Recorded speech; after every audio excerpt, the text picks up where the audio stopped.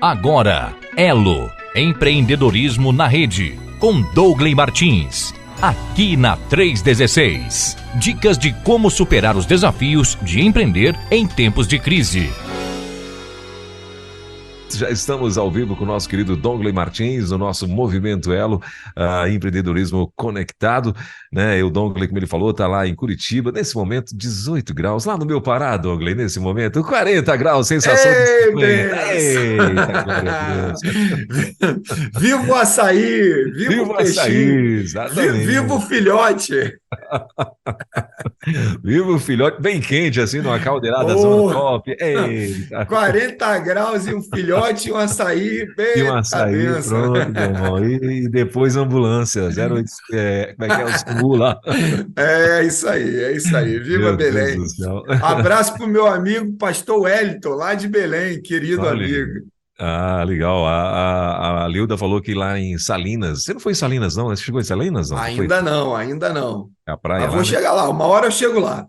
Então, nós temos uma ouvinte lá de Salinas que ela falou que isso era 9 horas da manhã, 9 e pouquinho da manhã. Ela falou, pastor Albert, aqui tá três sóis para cada um. Eu falei, meu Deus do céu.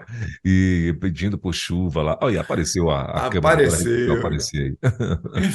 Muito bom. Mas, Douglas, então hoje, você ia falar alguma coisa? Desculpa. Não, eu ia dizer que essa história do Três Sols aí é do Rio de Janeiro para cima, começa com 1,5, vai gradando, né? Quando chega em Belém, é 3 para cada um, né? Três para cada um. Meu Deus do céu. Mas hoje, gente, a gente vai falar o seguinte, ó. Hoje o Douglas, né, vai estar conversando com a gente. O tema é: a vida de oração é a base para um bom ministério nos seus negócios. É isso Então, aí. olha aí, top. Baseado lá em Mateus, capítulo 6, versículos 5 a 15, né, que ele vai estar trazendo para a gente também aí.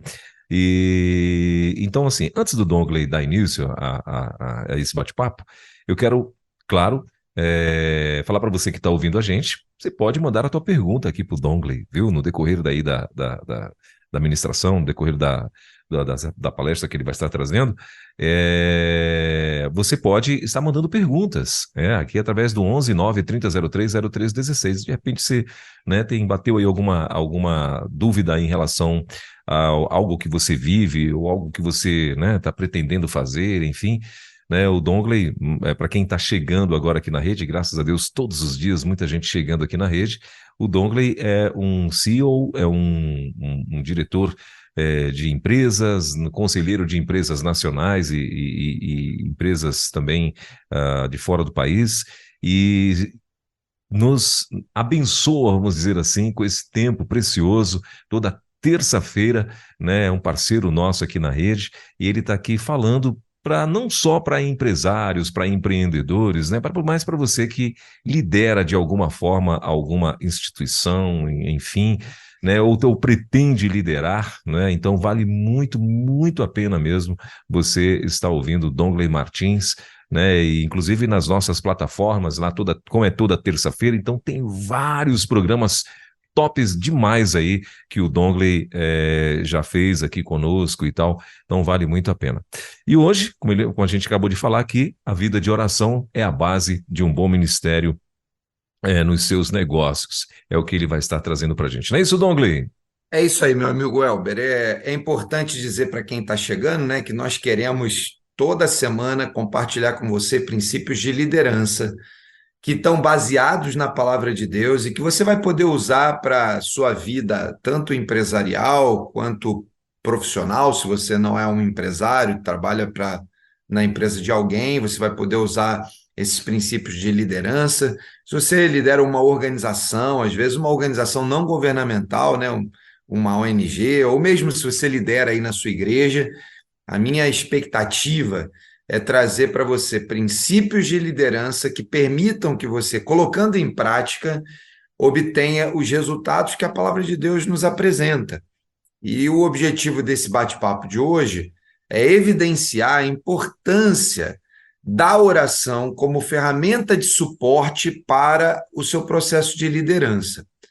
Nós vamos encontrar, ao longo da história bíblica, de capa a capa, contextos e experiências de pessoas que, diante das suas demandas, demandas da vida, demandas empresariais, demandas familiares, tiveram que intensificar a sua vida de oração com o objetivo de alcançar os seus resultados, no mínimo, aquele principal objetivo de ouvir a voz de Deus e colocar em prática aquilo que Deus espera que você faça diante daquela circunstância, sabendo que Deus tem interesse pessoal em nos abençoar. Estava lendo um texto de Naum, né? A Bíblia, ali no texto de Naum 1,7, ele fala: Deus é bom, Deus é bom.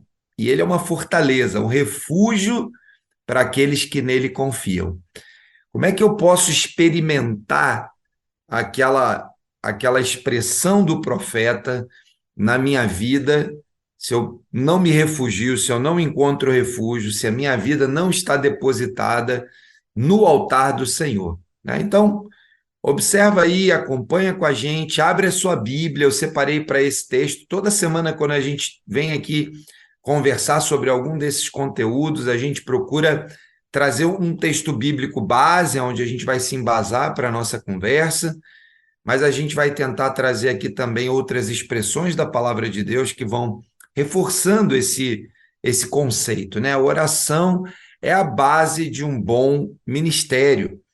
Eu costumo provocar, né, esse pensamento na vida de líderes, tentando fazer um paralelo, né? Eu falo assim, olha, imagina que você vai no culto de domingo na sua igreja, lá na igreja que você é membro, e você começa a perceber que o líder, né, o seu pastor, o líder principal, ele não mantém uma vida de oração, uma vida devocional, uma vida de práticas, de princípios fundamentais da fé cristã, e ele vai lá, então, no domingo, faz uma pregação talvez não tão bem preparada, ou não tão bem orientada pelo Espírito Santo. Aí no próximo domingo você percebe a mesma coisa, e no outro a mesma coisa.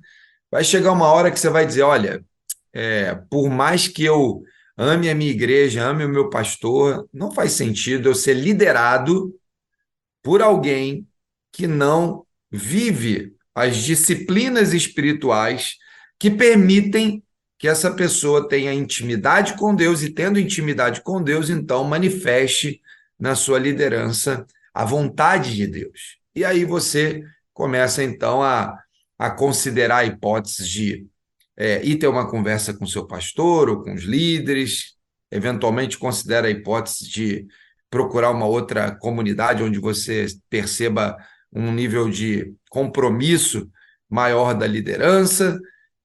Então, quando nós estamos sentados na posição do ouvinte, e eu vou colocar aqui entre aspas, porque dentro do nosso contexto de igreja, nós não somos só apenas ouvintes, né? A Bíblia diz que a gente não deve ser só ouvinte, mas praticante da palavra. A gente deve ser membro uns dos outros, a gente deve fazer parte de um corpo cujas juntas são ajustadas. Então, quando você faz parte desse corpo vivo que é a igreja, você exige, nem que seja na sua mente, né? Às vezes, pessoas que não falam, tem outras que têm a coragem e a ousadia de ir lá falar. Você exige que haja um compromisso espiritual, um compromisso bíblico, um compromisso com a palavra da sua liderança. Eu pergunto, por que esse mesmo compromisso que você exige de alguém não é o mesmo compromisso com que você trata a sua própria liderança lá no seu ambiente de trabalho, na liderança do seu ministério, ou mesmo na liderança de uma célula, de um pequeno grupo, né, de um PGM? Por que você não considera com o mesmo nível de responsabilidade? Então, quando é com o líder principal da sua comunidade, isso é ruim. Quando é com você, isso não é tão ruim assim, ou seja, a indisciplina é mais tolerada quando é comigo do que quando é com o outro. Só que a palavra de Deus nos exorta quanto a tomarmos um cuidado de não pesarmos em balanças desiguais. E, além de tudo, nós somos desafiados a partir da nossa vida de oração, sermos conectados com Deus, estando conectado na videira que é Jesus, poderemos então compreender os sonhos e projetos, os desejos do coração de Deus para as nossas vidas. Quando Jesus começa então a falar sobre o futuro, e ele faz esse sermão conhecido como Sermão do Monte, ele vai anunciando uma série de cuidados, né, de atenções que nós precisamos dar àquilo que fazemos. Então, separei aqui o texto de Mateus capítulo 6. Eu vou começar do versículo 5 em diante. Você pode nos acompanhar, então. Aí nós vamos passar alguns desses versículos com o objetivo de entender a importância da oração dita por Jesus, né? Não menos, nada menos do que Jesus nos ensinando quanto a isso. Ele diz assim, ó, e quando vocês orarem, não sejam como os hipócritas. Ele não está começando a frase dizendo, e se vocês orarem? Se poderia ser uma brecha que nos deixaria a oportunidade de imaginar que nós não precisamos orar. Mas o texto não nos dá essa alternativa. O texto diz quando, significa que é uma ação esperada. Jesus espera que nós mantenhamos uma vida de oração. Então ele diz, quando vocês orarem, agora ele vai então começar uma série de dicas. A primeira dica que ele diz é não sejam como os hipócritas. Hipócrita é alguém que, em tese, diz A e faz B. De forma resumida, de forma simplista, tentando simplificar uma palavra complexa, eu poderia dizer que aquela pessoa que é considerada hipócrita, ela fala uma coisa na sua frente e depois faz outra. Então ele começa dizendo o seguinte, olha, não adianta você gastar tempo dizendo nas suas orações algo e vivendo na sua vida outro algo. Isso é como os hipócritas. Aí ele continua qualificando. Ele diz, eles gostam de ficar orando em pé nas sinagogas e nas esquinas. Naquela época existia o hábito de, né, hoje muito menos comum nas nossas igrejas, a não ser que você faça parte de uma igreja menor. Se você está num grande centro, numa igreja maior, isso é muito menos comum do que nas igrejas menores. Nas igrejas menores, a gente ainda tem esse hábito, né? O pastor fala, ô Dongle, fica de pé e ora aí, né? No meio do culto. Isso não é muito comum hoje em dia nas igrejas maiores. Mas naquela época era muito comum, então alguém se levantava no meio da congregação, orava, e aí, né, estufava o peito, e para tentar impressionar aqueles que ouviam a sua oração e não tanto impressionar a Deus, eles usavam palavras incríveis, às vezes nomes que você talvez nunca tenha ouvido. Quem sabe aí você conhece alguém, talvez você mesmo seja uma dessas pessoas, que quando ora parece que muda a personalidade, muda o tom da voz, né? Cria um contexto quase que de um evento, quase que de uma cerimônia. E aí Jesus está dizendo, eles gostam de ficar em pé nas sinagogas e nas esquinas, a fim de serem vistos pelos outros. Querem audiência na sua oração.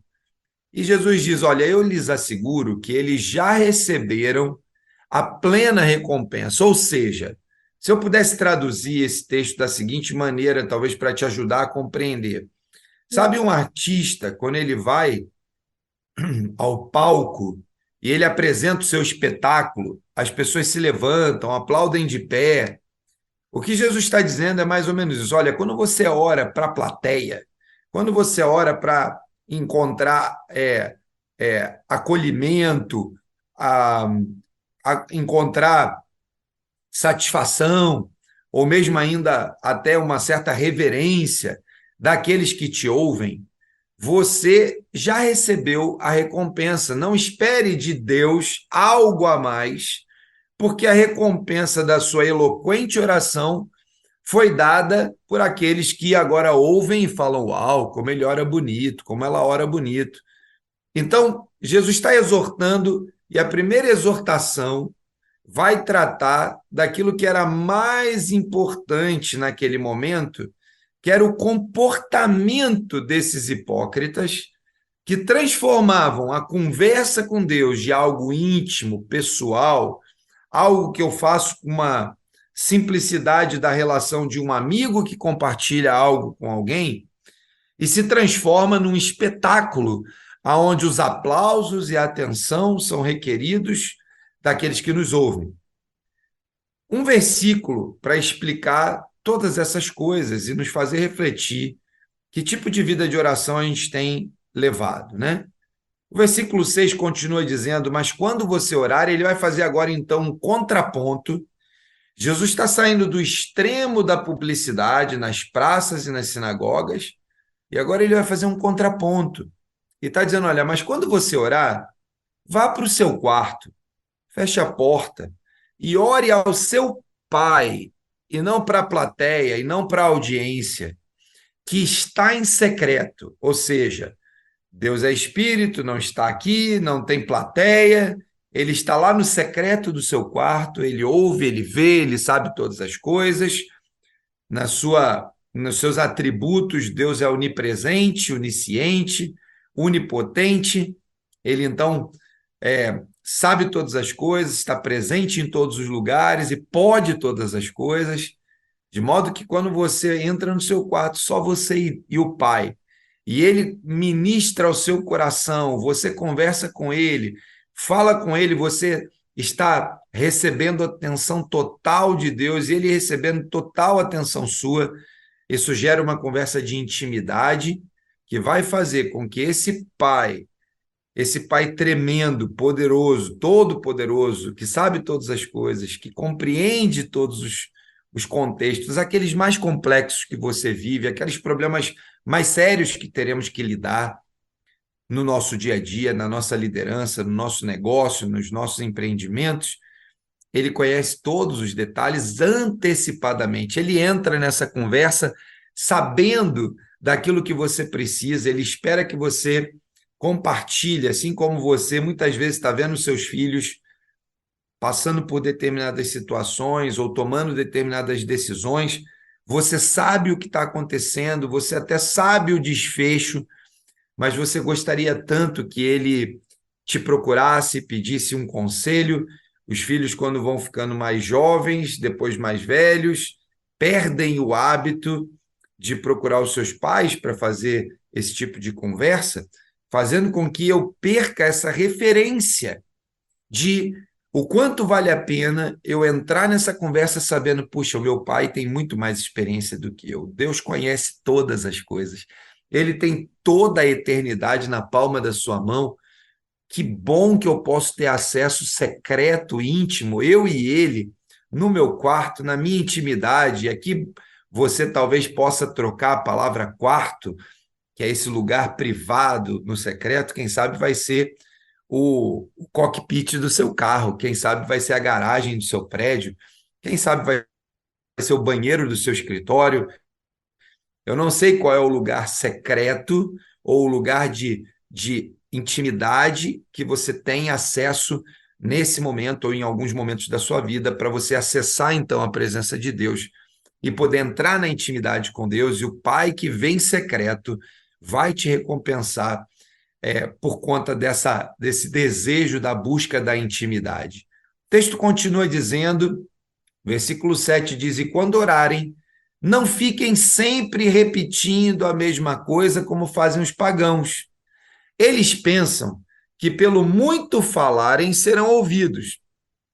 É muito comum na nossa história, na nossa tradição cristã, existem alguns tipos de orações ou de rezas que são repetidas, né? E mesmo em outros contextos de outras religiões, existem repetições que se tornam palavras vãs, ou seja, não é mais algo que eu entendo, não é mais algo que eu com a minha mente consigo entender e que me torna, então, um amigo de Deus, desenvolvendo uma relação com ele. Na realidade, eu me torno um robô repetindo uma mensagem, como se fosse um looping de do Spotify, um looping do áudio que você está ouvindo, e é como se Deus falasse: puxa vida, que pena que eu poderia ter uma conversa tão boa com esse meu amado, com esse filho amado, mas ele escolhe ficar nas vãs repetições, achando que porque ele fala muitas vezes a mesma coisa é que ele vai ser ouvido, como se receber de Deus alguma resposta fosse meramente a dependência ou a consequência de uma repetição das mesmas coisas. Nós temos muito mais textos bíblicos para suportar essa história de intimidade com Deus, de um pai amoroso que quer se relacionar e que quer conhecer e que quer dialogar, do que suporte bíblico para vãs repetições. A gente vai ter as histórias como a da viúva que importunou o juiz, repetindo ali a sua demanda muitas vezes. Mas eu duvido que ela chegou lá na frente daquele juiz e ela repetia a mesma palavra, as mesmas frases. O que aquele texto quer nos dizer é sobre a perseverança e não sobre a repetição. E muitas vezes nós ficamos olhando para determinados textos, suportando um comportamento que não é tão compatível com aquilo que a palavra de Deus quer nos ensinar, deixando de lado aquilo que é mais importante, que é a intimidade e o relacionamento com Deus. O texto bíblico diz que a intimidade com Deus é para aqueles que o buscam. Nós precisamos buscar essa intimidade virá de uma vida diária com Deus, de tempo separado, de tempo exclusivo, não de tempo dividido. Depois ele continua dizendo: não sejam iguais a eles, porque o seu pai sabe do que vocês precisam, antes mesmo de vocês pedirem.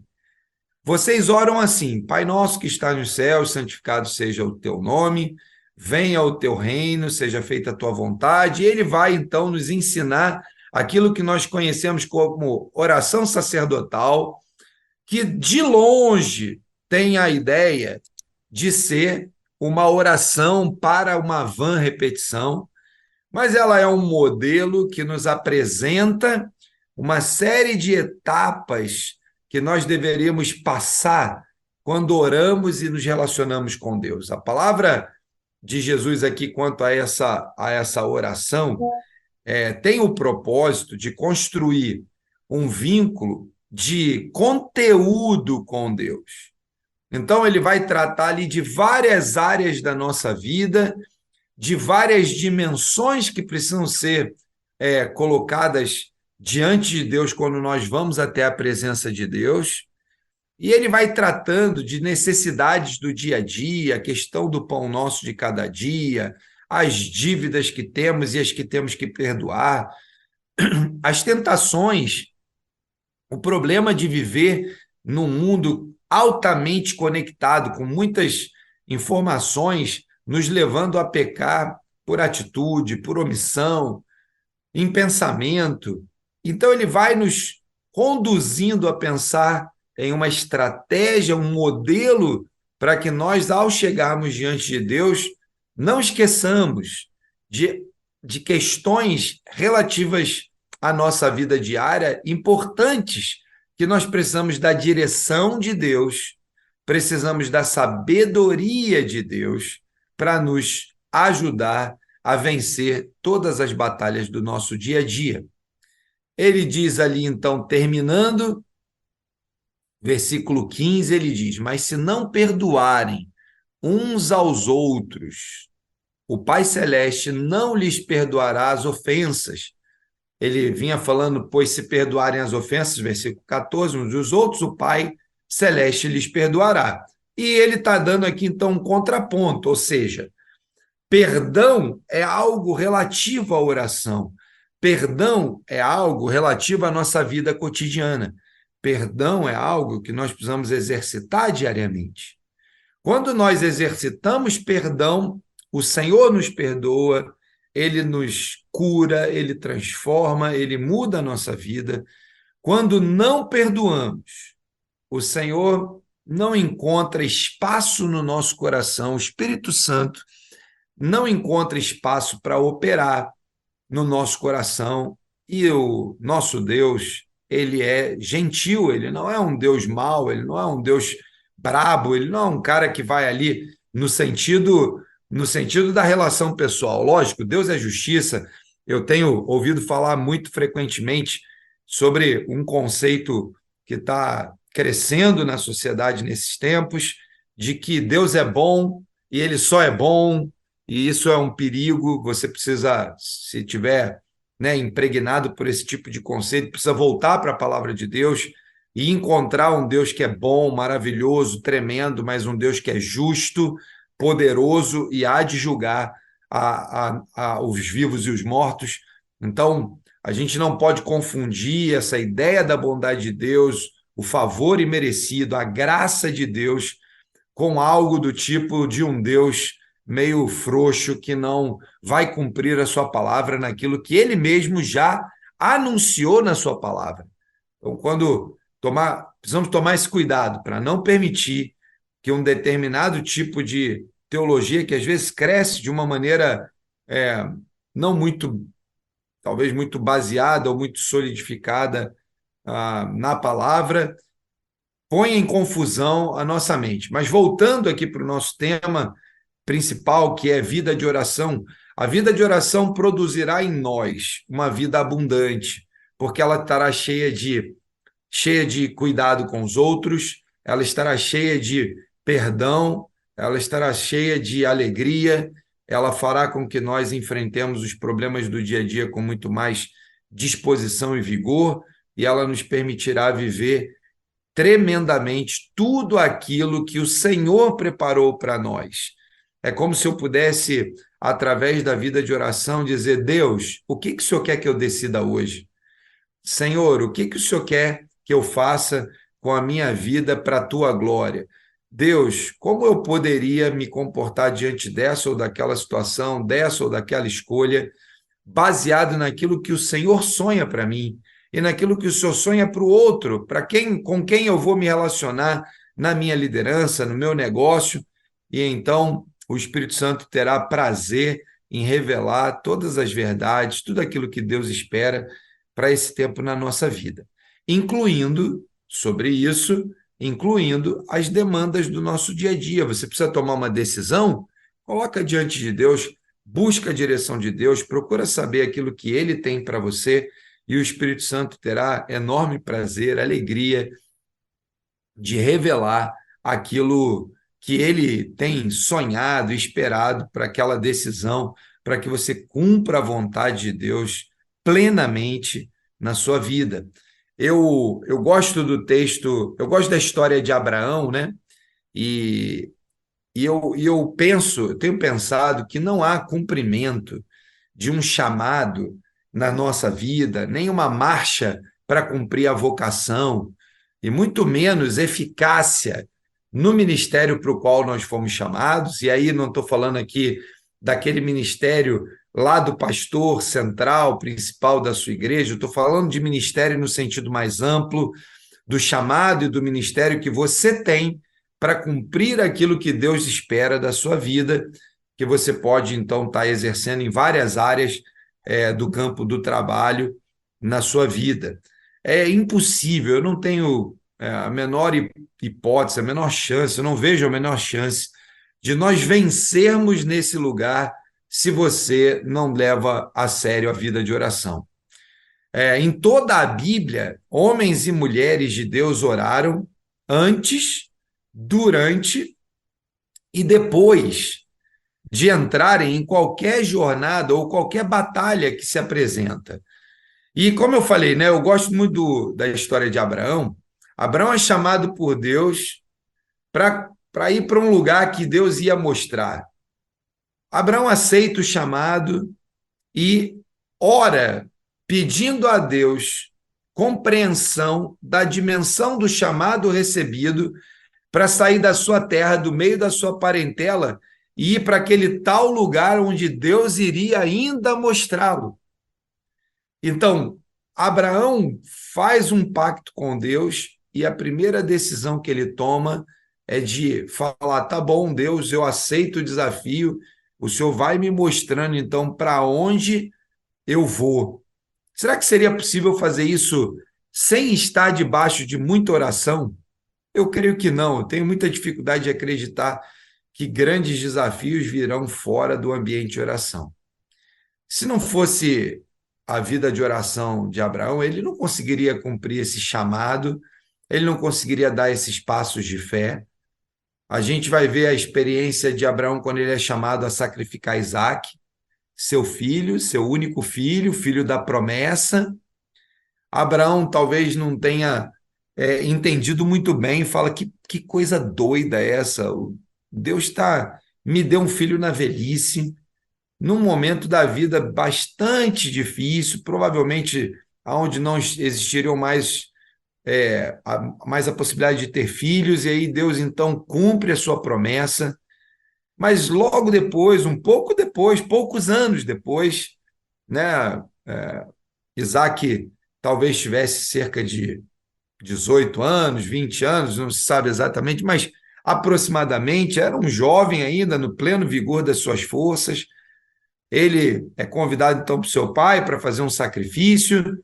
Abraão sabe o que terá que fazer, e ele então vai até o Monte Moriá, e chegando lá, ele vai cumprir aquilo que Deus pede para ele, baseado na sua vida de intimidade com Deus, na sua vida de oração, crendo que, apesar de Deus ter feito uma promessa de que faria dele uma grande nação, que seria como as areias do mar, as estrelas do céu, e que isso precisava de um filho legítimo para que isso fosse cumprido, Abraão não tinha dúvida, nenhuma dúvida, de que, mesmo que Deus estivesse lhe pedindo isso, acontecesse o que acontecesse, Deus podia ressuscitar Isaque, Deus poderia providenciar um cordeiro para o sacrifício, o que parecia talvez até mais óbvio, né?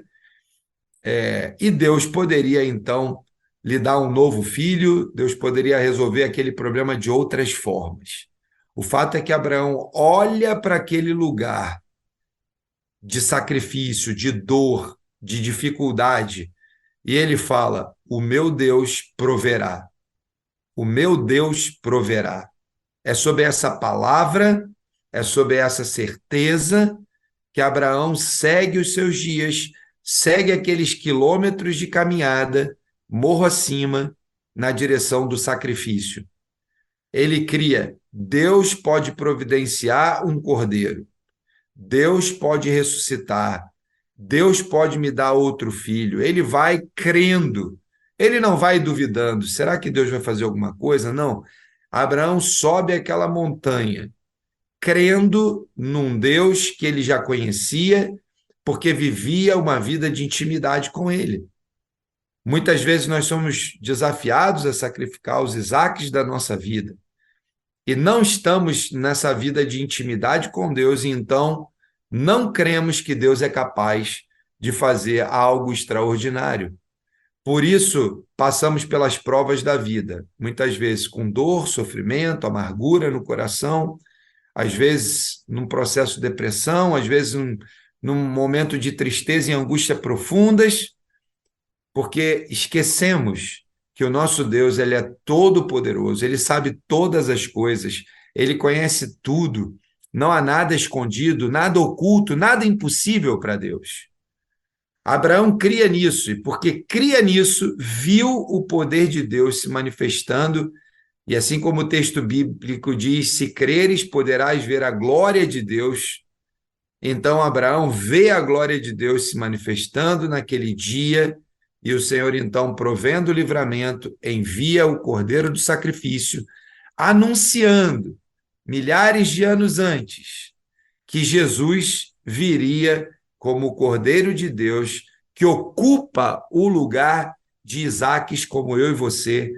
Deus providencia o sacrifício em resposta à fé de Abraão, fé essa que anos depois, milhares, dezenas, centenas de anos depois, é o texto de Hebreus como o herói da fé, ou como o pai da fé, na galeria dos heróis da fé. E hoje eu e você somos chamados, desafiados a viver através de uma vida de comunhão, de oração, uma vida de intimidade com Deus, a vivermos esse tipo de experiência que manifesta em nós a galeria daquilo que poderíamos considerar uma fé genuína, uma fé heróica, uma fé brava, uma fé baseada no poder e na autoridade do Deus a quem nós servimos, e não baseado na nossa própria força ou no nosso próprio braço. O Senhor nos capacite, né, a entender como a nossa vida pode ser conduzida na liderança onde nós estamos, nos negócios onde estamos envolvidos, na igreja e nos projetos que fazemos parte, como Deus usará a nossa fé e a nossa vida de oração, de intimidade com Ele, para que Ele se manifeste e revele os sacrifícios e a forma como Ele conduzirá tudo aquilo que temos colocado no altar diante de Deus. É isso aí, meu amigo. Muito bom. 10 horas e 56 minutos em Brasília, 10h56 em Brasília. Já estamos, então, com o nosso Movimento Elo acontecendo aqui na rede. E tem já perguntas aqui, Dongley. E a primeira pergunta é a seguinte: há necessidade de separarmos um tempo tranquilo, focado para orar? Ou eu posso fazer aquela oração do carro enquanto eu dirijo, para não perder o tempo aí, entre aspas, aqui, precioso? Essa é uma pergunta ótima, né, Welber? Porque na velocidade com que as coisas andam, né? Especialmente, eu imagino que a rede, a Rede 316 alcança muita gente Brasil afora, e num Brasil como o nosso, continental, em que nós temos gente nas cidades, talvez agora alguém nos ouvindo no escritório, temos gente no interior, numa vila rural, que nos ouve e que talvez esteja lá, já cumpriu as agendas do dia, porque levantou às 4 da manhã, trabalhou até às 10, né? A gente vai ter histórias de todo tipo, de todo espectro. Mas a resposta fácil e simples para essa pergunta é: será que é possível dividir a direção de um carro com a atenção de uma conversa com um amigo íntimo, aquele que eu quero ouvir com detalhes aquilo que ele quer dizer? Será que é possível dividir a atenção daquele computador, daquele texto, daquela petição, daquela planilha de Excel, daquela conta, com um amigo que eu quero desenvolver uma amizade profunda? Eu fico me questionando quantas e quantas vezes me peguei nesse tipo de armadilha, né? O que não quer dizer que não seja possível aquilo que a própria palavra de Deus nos ensina, que é orar sem cessar. E eu quero separar aqui muito claramente o conceito de orar sem cessar do conceito de separar tempo e intimidade no quarto ou no lugar secreto. A ideia de orar sem cessar é a ideia de você ter na sua mente a consciência de que, como nós vivemos em um ambiente onde tudo é espiritual, não tem nada que não seja espiritual, né? Às vezes as pessoas fazem uma dicotomia, separam aquilo que é espiritual daquilo que é secular, aquilo que é profano, aquilo que é da atividade, aquilo que... Então, muitas pessoas cresceram nesse contexto ou em algum tipo de ambiente que estimulou essa ideia de profano e sagrado. Mas a palavra de Deus não nos ensina isso. A palavra de Deus nos ensina a nos comportarmos como se tudo fosse santo e todas as coisas fossem um efeito daquilo que acontece no mundo espiritual. Nós vivemos batalhas todo o tempo, o dia inteiro, todo dia. Daí, então, a ideia de orar sem cessar. Então, enquanto você está dirigindo, ore para que você tenha um bom trajeto, uma boa viagem. Enquanto você está trabalhando, ore para que você tenha um ambiente de paz, ore para que o Senhor te dê sabedoria, ore para que o Senhor te dê capacidade de discernir. Enquanto você está fazendo uma atividade doméstica, ore para que o Senhor te capacite a fazer aquilo melhor, ore para que você dê a devida atenção aos seus filhos, ao seu esposo, à sua esposa. Ou seja, a vida de oração sem cessar, ela é legítima e necessária. Mas o que nós estamos falando aqui e o texto de hoje que nós trouxemos para a nossa base da nossa conversa, ele vai em outra direção. Jesus está nos dando um novo ou um ensinamento adicional. Apesar de eu ter um ensinamento que diz claramente que o Senhor quer operar na oração sem cessar, por outro lado, eu tenho um outro ensino de Jesus dizendo que eu devo separar tempo no secreto, na intimidade, eu e Deus. Eu creio que há espaço e necessidade para todos esses ambientes. Então, se a resposta fosse só pragmática, no sentido de, é possível então eu ter uma vida de oração enquanto eu dirijo para não perder tempo, eu vou dizer, sim, é possível e até necessário que nós tenhamos uma vida de oração sem cessar. E sim, é importante ganhar tempo.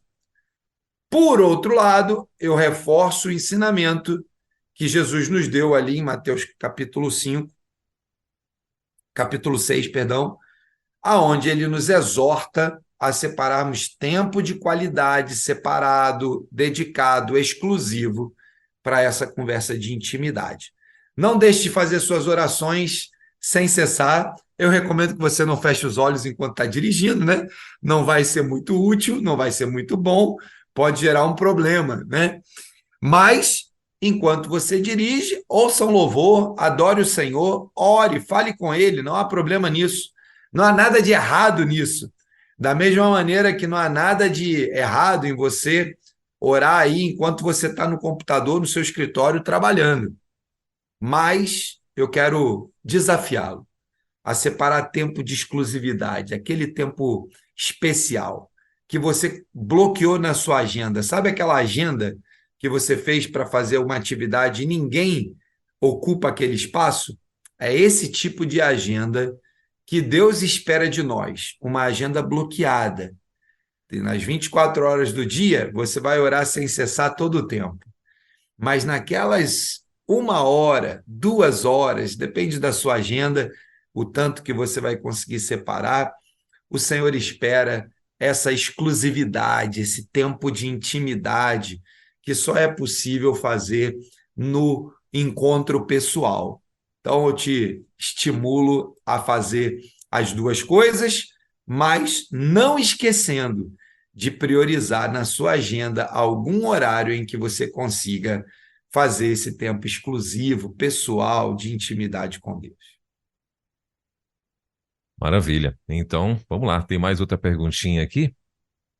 A segunda é a seguinte: há necessidade de orar pelos meus fornecedores? Se sim, por quê? Ou Eita, para boa! quê? Eu vou te dar uma motivação interesseira, no mínimo, né? Você, por exemplo, tem uma fábrica e depende de uma determinada matéria-prima. Vamos dar esse exemplo que eu acho que vai ser fácil de entender. Se aquela matéria-prima não chegar na sua empresa, o que vai acontecer na sua empresa? Vai parar a produção. Você tem um restaurante, o fornecedor da carne não trouxe. Tem almoço sem carne? A não ser que você seja um restaurante vegetariano, não tem almoço sem carne. Como é que você vai trabalhar o dia de hoje se você não tem a entrega do seu fornecedor? Então, nem que seja por interesse, você deveria orar pelos seus fornecedores, pelos seus clientes, pelos colaboradores, pelo governo do seu município, onde você está instalado, ou seja, por todo mundo que se relaciona com você no seu negócio. Então, se você está lá na empresa, olhe para tudo que envolve o seu negócio, os efeitos diversos que existem. Você deve orar pelo governo federal, gostando ou não. Todas essas coisas influenciam o resultado do seu negócio, de modo que você deve assumir um compromisso pessoal de investir tempo em oração, para que eles sejam bem-sucedidos, para que eles cresçam, para que eles possam desenvolver novas tecnologias e produzir de forma mais econômica, porque isso vai baratear o custo, te dar mais competitividade. Você deve orar para que eles desenvolvam novos produtos, para que você tenha a oportunidade de ter novos produtos no seu portfólio. Ou seja, orar pelo sucesso do seu fornecedor, pelo desenvolvimento dele, pelo crescimento dele, para ampliar a mente dele, é uma bênção, porque o efeito colateral será que você também será abençoado pelo desenvolvimento dele. Eu daria essa primeira motivação, talvez uma motivação mais egoísta, mas legítima, né? Se você ora só por isso, ela é um pouco mais egoísta, convenhamos, mas ela é uma oração legítima, ela é uma demanda real. Agora eu diria mais, né? Talvez eu diria que você deveria orar pelo seu fornecedor, porque você tem um ministério no seu negócio, você tem um ministério na sua organização, e você tem o dever, a responsabilidade, como alguém que foi chamado por Deus para ministrar a vida de pessoas, já que, como a gente sempre fala aqui, os negócios do reino são as pessoas. Então, você deveria orar para que o seu fornecedor tivesse uma experiência com Jesus, para que você tivesse a oportunidade de ministrar na vida dele, de conversar com ele, quem sabe chamá-lo na sua sala e orar por ele, orar pelos negócios dele. Você já imaginou o impacto na vida desse fornecedor ter um cliente que é chamado por ele lá na sala da reunião do dono da empresa? Você foi chamado, né? O dono da empresa te chamou para ir lá na sala dele. Chega lá e ele pensa que você vai pedir alguma coisa, né? No nosso país, não, pô, o cliente me chamou na sala dele, vai pedir alguma coisa. Aí você fala, Welber, hoje eu te chamei aqui por uma outra razão. Eu queria te contar a experiência que eu tenho vivido e como Deus tem nos abençoado, como Deus tem se revelado para nós. Ou, quem sabe você vai dizer, olha, eu estou te chamando aqui porque nós temos passado por lutas. E eu creio que Deus irá nos tirar dessas lutas e nós vamos sair dessas juntos. Assim como eu tenho orado aqui na minha empresa para que o Senhor me dê vitória sobre as lutas, eu queria orar pela sua empresa também. Porque se a minha empresa não vai bem, a sua também não vai bem. Imagine a cena, o Elber, e o ambiente favorável para que eu possa falar para essas pessoas a respeito da fé que me alcançou, do amor que me alcançou, do senso de relacionamento com um pai amoroso, com um Deus tremendo. Já imaginou quantas oportunidades nós temos para ministrar na vida desses fornecedores, desses clientes, pessoas com quem nós queremos ter relações longas e que podem ser impactados pela nossa postura, pela forma como nós encaramos a vida e as coisas que a vida nos impõe. Como nós vamos lidar com o problema que veio à nossa frente ou com o sucesso que veio à nossa frente. Isso vai dizer muito daquilo que nós cremos, em quem nós cremos e sobre o que nós cremos. Então, uma oportunidade incrível, não só orar para que ele tenha, né, uma vida normal e os negócios dele avancem normalmente, mas quem sabe chamá-lo para orar junto com ele, para ministrar na vida dele. Talvez você trabalhe numa empresa grande e esteja dizendo, Donley, como é que eu vou fazer isso na minha empresa? Eu sou o comprador de uma empresa multinacional. Eu vou te dizer, meu irmão, como é que você vai fazer isso. Você ora e pede direção de Deus. Ora e conversa com o Senhor para que Ele prepare a oportunidade que seja a oportunidade perfeita. E quem sabe, em breve, você vai ver o teu Deus agindo de forma tremenda, levando essa pessoa a uma oportunidade de ouvir a palavra de Deus, ouvir uma resposta a respeito daquilo que o Senhor fez na sua vida, transformando a vida dele. Então, para cada lugar vai ter uma estratégia diferente, mas o fato é que nós precisamos assumir um compromisso como ministros que somos, que fomos chamados para ministrar na vida de muitas pessoas nos nossos ambientes de trabalho.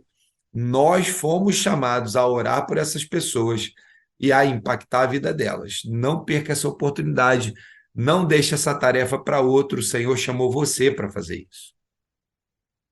Muito bem.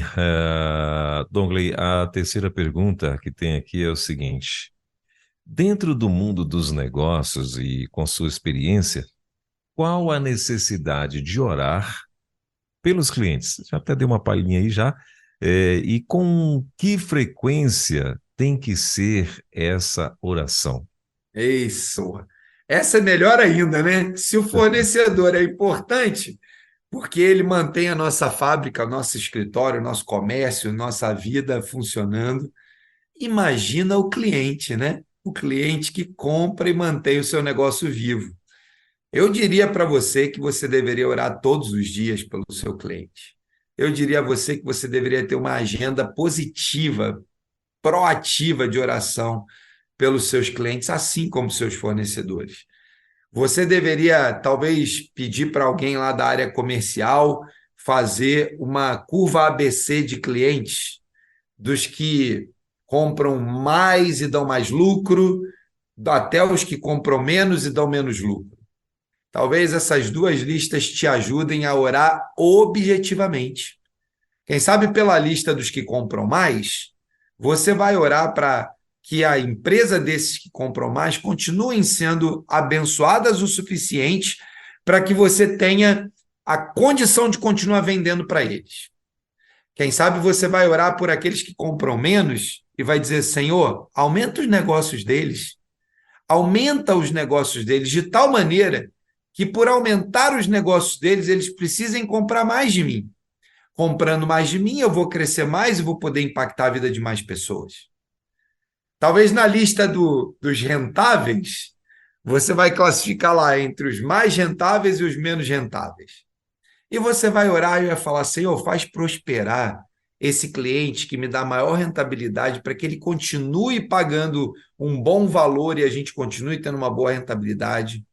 Porque a rentabilidade permite gerar um lucro, esse lucro permite eu suportar aqueles que dão menos rentabilidade, mas também permitem cumprir a tua obra, o chamado do Senhor. Eu posso dedicar recursos para investir no reino, eu posso dedicar recursos para investir nas pessoas, e aí você vai orar por aquela prosperidade de tal maneira que ela seja uma bênção no ministério que o Senhor te chamou para fazer através dos negócios.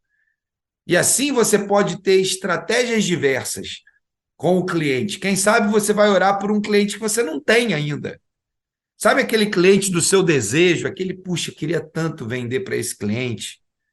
Quem sabe você precisa dedicar um tempo de oração por ele. Eu diria mais, quem sabe você precisa jejuar por ele. A gente esqueceu das disciplinas espirituais, a gente esqueceu das demandas que existem lá nos nossos clientes. Nossos clientes também passam por dificuldades, também são pressionados pelo mercado, também estão suscetíveis às questões políticas e econômicas locais e globais. Então, talvez você esteja sendo chamado por Deus a operar num nível de qualidade de vida, num nível de qualidade de disciplinas espirituais que vai envolver, quem sabe, um tempo de jejum e vida de oração, que vai fazer com que o seu cliente seja abençoado por causa da sua vida, por causa da sua posição. Você se colocou ali naquela brecha por aquele cliente. Você foi lá e fez o papel de suportar esse cliente que às vezes nem sabe disso. E eu recomendo, sugiro, que ao começar a fazer isso, quem sabe você vai chamar esse cliente lá e vai dizer: olha, tenho orado por você, tenho jejuado por você, tenho pedido ao Senhor que te dê mais prosperidade, mais sucesso, mais crescimento, tenho orado para que o Senhor faça isso ou aquilo. Deixe que o Espírito Santo revele o seu coração. Mas na medida que você se compromete com esses, que estão ao seu redor, sejam eles os clientes, os fornecedores, o governo, seja ele um parceiro estratégico, seja ele o seu time, ou seja, todos aqueles que estão ao seu redor, em volta de você, participando direta ou indiretamente do seu negócio, o que você está fazendo é assumir uma posição no campo de batalha por aquelas pessoas. E aí o Senhor vai olhar o seu coração e vai, com certeza, dispensar sobre a sua vida bênção tal, que vai não só derramar aquelas bênçãos ali na sua vida, mas também por extensão na vida daquelas outras pessoas. Muito bem, agora 11 horas e 15 minutos em Brasília, 11h15 na nossa capital. Nós estamos aqui chegando ao finalzinho, né, do nosso movimento Elo Empreendedorismo Conectado aqui na rede e encerrando aqui já, né, com o nosso querido Dongley Martins. O Dongley, como é bom, né, quando a gente conversa com pessoas. Você estava falando, eu estava lembrando aqui essa semana, como é bom quando você conversa com pessoas que têm milagres para contar, frutos de oração, né? Uhum, O cara estava em meio a uma situação onde todo mundo chegava nele e falava assim: meu irmão, olha, lamento te informar, mas assim, ó, eu acho que perdeu o mané, entendeu? uhum, uhum, Não tem mais como você reverter e tal, nanana. E só que a pessoa clamando, levantando clamores assim intensos de oração e tal, e pôde depois vir estar contando que foi algo assim. Ele falou que, ó, não tinha no mundo natural, não tinha. Todos os especialistas diziam, chegavam e diziam: meu irmão, você perdeu, né? uhum, Não tem como você reverter e tal. E a coisa foi revertida e assim. E ele falou: cara, a única coisa que eu atribuo a tal reversão, segundo todos os especialistas, foi um milagre. E o milagre foi por conta uhum, do meu tempo de oração, né? uhum, Então, assim, é muito bacana, né? Quando você tem também, né? Porque você se esforçou, você estava falando, né? Poxa, o empresário, ele se esforça, ele se especializa no ramo, ele nanã e tal. Agora, meu irmão, quando tem a pitadinha de oração, na planta que era para dar 10 vai dar de repente 30, não é? Eu acho que uhum. essa é a diferença, né? Você fez o plantio, mas a diferença é porque há a bênção do Senhor, né? Isso eu É acho isso que aí. O Elber, eu tenho tido o privilégio de ver tantas histórias, né? Porque convivendo com muitas empresas e andando Uhum. nessas empresas, a gente vê muitas histórias. Mas eu quero dar um testemunho que pode ser parecer ao contrário. Aconteceu comigo agora, 2 semanas atrás, aproximadamente 3 semanas. Eu estava voltando de São Paulo, de passar uma semana lá com uma empresa que eu acompanho, e decidi voltar de ônibus nessa viagem por uma questão logística, horários, essas coisas todas, né? Para Curitiba, comprei lá uma passagem no ônibus desse leito, né? Uhum. E esse ônibus ele tem uma característica, ele tem uma porta que separa uma parte do ônibus da outra parte. Nessa parte de dentro do ônibus tinham 6 poltronas e 4 pessoas. Eu Uhum. entrei ali, me senti razoavelmente seguro, né? E falei, bom, tava todas as mochilas de todo mundo. Eu acho que fui o último a subir ali e embarcar nessa área do ônibus. E estava naquela parte de cima ali do ônibus, estava as mochilas das pessoas, o pessoal sentado. Eu olhei para aquele ambiente de confiança e falei, bom, vou deixar minha mochila aqui também. Peguei meu fone de ouvido, peguei meu celular, coloquei ali, botei a mochila em cima e vim ouvindo a Bíblia. Eu, quando tenho tempo assim, eu gosto de ouvir a palavra de Deus. Eu boto lá na Bíblia falada lá e vou ouvindo, né? Bom, resumo da ópera. Quando eu fui parar em Registro, que é o ponto de parada de São Paulo para Curitiba, dos ônibus, fui pegar minha carteira para poder tomar um café ali na parada. Cadê minha mochila?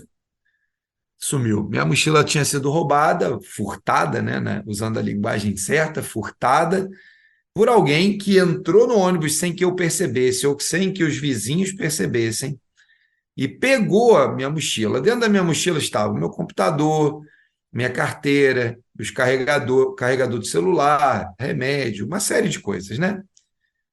Bom, na hora eu falei, tentei procurar ali, falei com o motorista não podia fazer nada. Falei, olha, então chama a polícia, preciso fazer pelo menos um BO, porque eu tenho o seguro não, eu tenho que informar contabilmente que o computador não existe mais, né? Então, bom, resumo da ópera, ficamos 3 horas ali parados, até que a polícia chega, até que revista tudo, até que olha tudo, não encontra o computador. Eu descubro que o ônibus fez uma parada em Embu das Artes, e nessa parada provavelmente alguém entrou, pegou e saiu, ou alguém que estava dentro pegou e saiu, porque o meu cartão de crédito foi passado ali, de débito, foi passado ali no estabelecimento, 4 comprinhas de 30 e poucos reais.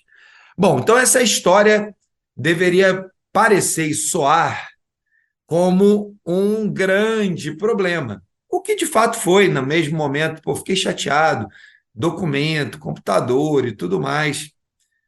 Mas logo em seguida, quando eu chego aqui em casa, né, venho para casa, na semana seguinte, eu comentando com outro sobre o que tinha acontecido, uma pessoa falou assim: olha, cara, passa aqui em casa e pega um computador aqui, eu vou te dar esse computador para você usar.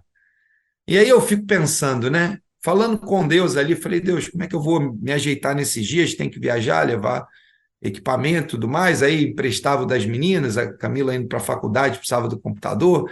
Ficamos naquele revezamento ali, nos ajeitando na primeira semana, mas logo em seguida, o Senhor ouve a nossa oração e nos dá esse computador que eu estou falando com você aqui agora, Olha nos aí. dá esse computador como solução, como resposta àquela situação que parecia o caos ou parecia perdida, né?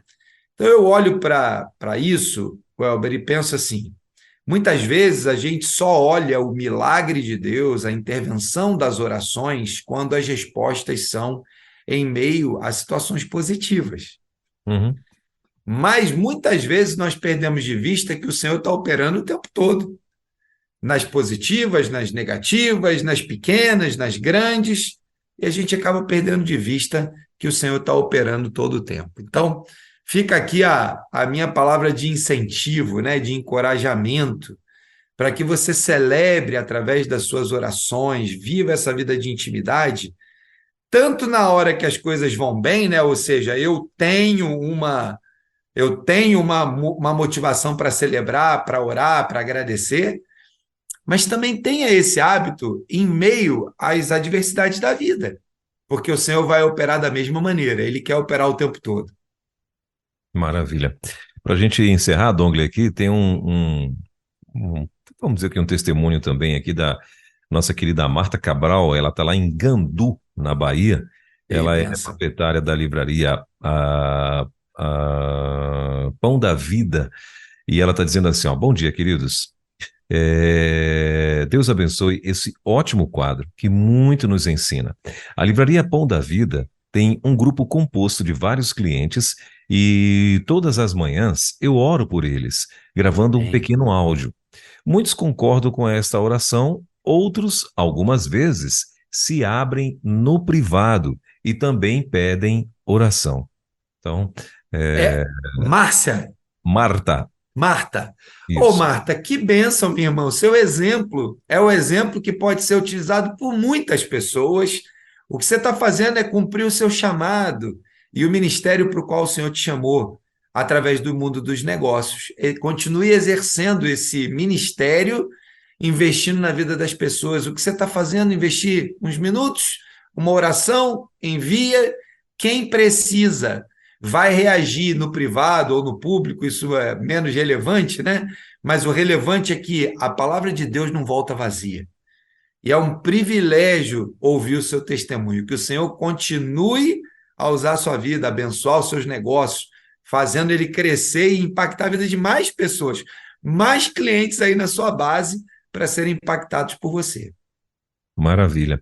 Aproveito também, Douglas, mando um abraço aqui para nossa querida Antônia Saraiva. Ela está lá em Teresina, no Piauí, e ela mandou uma foto aqui de toda a família reunida em prol da mesa ali e tal, fazendo um lanchinho. Aí ela disse assim, ó, eu e minha família tomando um café ao som da rede. Olha aí que legal. Ei, Antônio, prazer enorme, privilégio, que o Senhor abençoe você, sua casa, que você possa continuar acompanhando a gente aí, que o som, as ondas do rádio ou, né, não sei por onde você está acompanhando a gente, né, ou do YouTube aí possam abençoar a sua vida, né, e que esses conteúdos produzam crescimento aí na sua família. Maravilha. Douglas, 11h24, meu filho, tem que te liberar. Então, hoje começamos um cadinho atrasado por conta da nossa situação aqui na nossa plataforma, mas já, graças a Deus, deve ter sido resolvido, né? Aham. Deus abençoe, querido. Boa semana Amém. pra você. Semana que vem já tem um assunto ou não? Não, ainda não. Estamos aqui preparando aqui um assunto, mas Aham. vamos continuar aí nessa sequência de conteúdos para, né, para liderança. Vamos continuar nesse processo aí mais algumas semanas, e aí já estamos preparando para um novo ciclo aí nos próximos, quem sabe, 2 meses aí, quando terminar essa sequência, vamos começar um novo ciclo com novos conteúdos. Nos acompanhe aí toda semana. Então, beleza. Mês que vem te vejo, então. É isso aí, meu amigo. Abraço. Forte abraço e até dezembro. Até dezembro, em nome de Jesus. Valeu, queridão. Deus abençoe. Boa semana. Valeu. Amém. Igual. Tchau, tchau. Valeu. Tchau, tchau. Elo, empreendedorismo na rede, com Douglas Martins. Baixe agora os podcasts em nossa plataforma rede316.com.br. Dicas de como superar os desafios de empreender em tempos de crise.